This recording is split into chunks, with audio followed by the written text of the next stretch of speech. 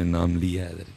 اور یہ میری ایک بات یاد رکھیے گا, اتنا بڑا مجمع بیٹھا ہے, ہم سوئے پڑے ہیں حضرت, سیدھی سچی بات ہے حضرت, ہم سوئے پڑے ہیں, لیکن یہ میری بات یاد رکھنا, آپ کے دشمن نہیں سوئے کوئی بھی حضرت, وہ جاگ بھی رہے ہیں, وہ آپ کے خلاف کام بھی کر رہے ہیں حضرت. دیکھیں نا, نور الدین زنگی کا دور جو تھا, حکومت آپ کی تھی نا, آپ غالب تھے, وہ مغلوب تھے, وہ اللہ کے بندو وہ تو تب نہیں باز آئے, کیا انہوں نے نبی پاک علیہ السلام کے مزار مبارک سے آپ کے جسم مبارک کو چرانے کی کوشش نہیں کی تھی حضرت؟ جب آپ طاقت میں تھے, جب حکومت آپ کی تھی, وہ تب نہیں باز آئے, تو آپ کے خیال میں کیا وہ باز آ گئے؟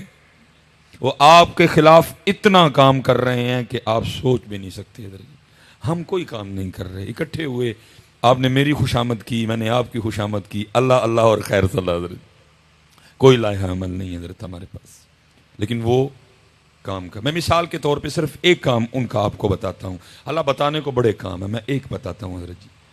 حدیث پاک کا مفہوم ہے جی, جس گھر میں تصویر ہوگی وہاں رحمت کا فرشتہ نہیں آئے گا. وہ تصویر ہاں کسی کی بھی ہو, میری ہو, زید کی ہو, بکر کی ہو, ٹھیک ہے جی, ہوگا وہی جو اللہ کے محبوب نے فرمایا. ہمیں یقین ہے نہیں ہے, لیکن وہ آپس میں سر جوڑ کے بیٹھے, انہوں نے کہا اچھا ان کے نبی کہہ رہے ہیں جس گھر میں تصویر ہوگی رحمت کا فرشتہ نہیں آئے گا. اس طرح کا نظام بناؤ کہ گھر کسی شیخ الحدیث صاحب کا ہو, گھر کسی پیر صاحب کا ہو, گھر مفتی صاحب کا ہو, گھر ڈاکٹر سلیمان مصباحی کا ہو, تصویر ہر گھر میں جانی چاہیے ادھر, اور گھر میں نہیں ہر کمرے میں جانی چاہیے ادھر. پتہ انہوں نے پھر کیا کیا, آپ بازار سے منہ دھونے کے لیے, میں کیونکہ کیمرہ لگا ہے میں چلو کمپنی کا نام نہیں لوں گا, آپ بازار سے منہ دھونے کے لیے صابن بھی خرید کے لائیں, اس پہ بھی لڑکی کی تصویر ہے کہ نہیں ہے؟ اور صرف لڑکی کی نہیں ہے, وہ اتنی اتنی ننگی بھی ہے ساتھ حضرت. آپ سر دھونے کے لیے شیمپو خرید کے لائیں, اس پہ بھی لڑکی کی تصویر ہے. آپ اپنے دانت صاف کرنے کے لیے ٹوتھ پیسٹ خرید کے لائیں حضرت, اس پہ بھی تصویر ہے. آپ بازار سے منہ پہ لگانے کے لیے پھر میں نے نام لے لیا, کریم لے کے آئے حضرت, اس پہ بھی تصویر ہے. یہاں تک کہ آپ اپنے بچے کو پلانے کے لیے دودھ کا ڈبہ لے کے آئیں, اس پہ بھی تصویر ہے.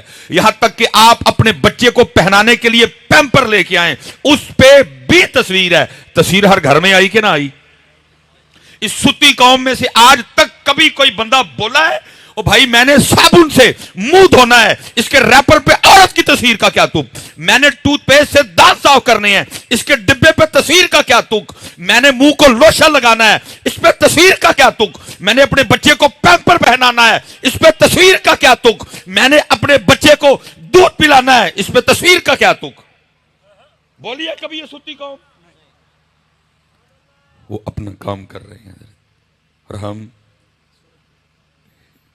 یہ جو آپ کی محفل ہے نا, آپ قطعاً نہ سوچئے گا کہ صرف آپ بیٹھے ہیں, آپ کو خود اندازہ نہیں کس ملک کی ایجنسی کا بندہ بیٹھا ہوا ہے حضرت, اور صرف دو چیزیں انہوں نے آپ کی نوٹ کرنی ہے جس سے پتہ چلے گا کہ ایمان کا معیار کیا ہے. ابھی بھی پہلا انہوں نے یہ دیکھنا ہے جب نبی پاک علیہ السلام کا نام پاک آیا انہوں نے کیا کیا حضرت. میں نقیب صاحب بیٹھے ہیں, مجھے پوری امید ہے یہ میری بات, کیونکہ ان کا کام ہے محفل کو چلا کے جگا کے رکھنا. جو آپ ان کے کہنے پہ نعرہ مارتے ہیں اس کو وہ کسی کھاتے میں نہیں گنتے, کیونکہ وہ آپ نہیں مارا, وہ تو مجھے پتا ہے انہوں نے کیسے لگوایا آپ سے. وہ صرف یہ نوٹ کرتے ہیں جب ان کے نبی پاک کا نام آیا انہوں نے کیا کیا, کیا کیفیت تھی ان کی.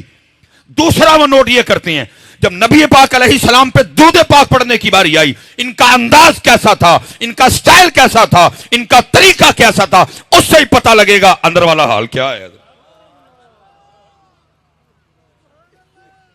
اس لیے حضرت میں دو تین باتیں کرنی ہیں. پہلی بات, بہت بڑا مجمع بیٹھا, خدا کا واسطہ ہاتھ جوڑ کے کہتا ہوں جب نبی پاک علیہ السلام پہ درود پڑھنے کی باری آئے اور اس انداز سے پڑھا کرو, اتنی محبت سے پڑھا کرو, اتنی عقیدت سے پڑھاؤ, اور اگر کسی ایجنسی کا بندہ بیٹھا بھی ہے وہ بھی پیچھے رپورٹ لکھ کے بھیجے اور اونج ٹلے ہو گئے جے, لیکن جدو واری آئے اونا دی پھر کک نہیں جے بھیج دے.